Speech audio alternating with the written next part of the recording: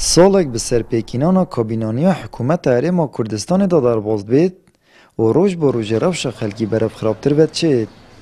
بیکاری و به بازاری و به موچهی نشان هردیارین کمالگه کردین الهرما کردستانه و هرچه قیران و دردسریه که هبید جلویر جه خوی کری. امید بینین روز بروزه اف باره امتدا یعنی نه آسایی اف خلکه کتو بیجی خلکه که بیزار بی پراستی اجوان سوزید حکمتی و اجوان دلیوت کاری یعنی گود با دلیوت کاری بو گنجا گود با ده و نفته ده شبکی اکسانی و حتی دمایی که گلکن یعنی اف بندیواره یعنی بو مشکله بو حولاتی بشبکی گشتی تایبتی بو فرمانبری یعنی و نل سر حسابا فرمانبری دی تو چاکسازیه که اش موچ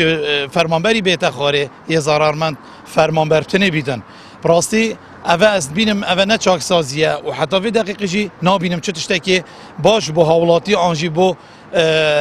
کردستان گشتی هاد بتاکرن کابینانی حکومت هرما کردستان کل دستپیک بانگشه و چاکسازی کر بو ابدیتنا چاودران شکستن اینا ولشینا چاکسازیان بکد دست دایه بریکا فرمانبران و پنه حق مافنوان خاری نه. حکومت و حرم بانگشه و چاکسازی دا مزنترین شکستن تومار کریه. نکو هر بوی درگه که بچویک بو ودیتنا چارسرین نخوشین آبورین وی ملتی بلکو بوی اگر سرکی و نهامتی و برسیبون وی خلکی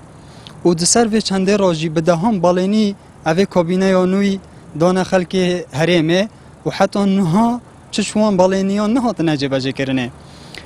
از بینم باشترین چاکسازی حکومت بکد افروکه بهتن چاکسازی دسروت و سامان 28 ساله یه حرما کردستان دا بکد و هر واسه چاکسازی گمرکا ابراهیم خلیل و پاشماخ و حاج عمران و سیمال که دا بکد نکو چاکسازی لسر حسابا موچه فرمانبره که هجار دا بهتا کرن. دابشکرنا گاز از پیبری ورز سرمایه و دابشکرنا موچهیسی روژانجاره که تمامی و انجامدان چاکسازیان بنرات و نهیلان و گندالی و بدهان سو زندیتر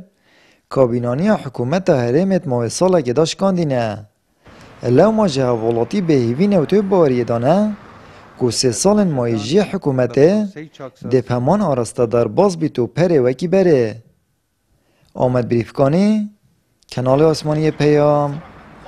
دهوک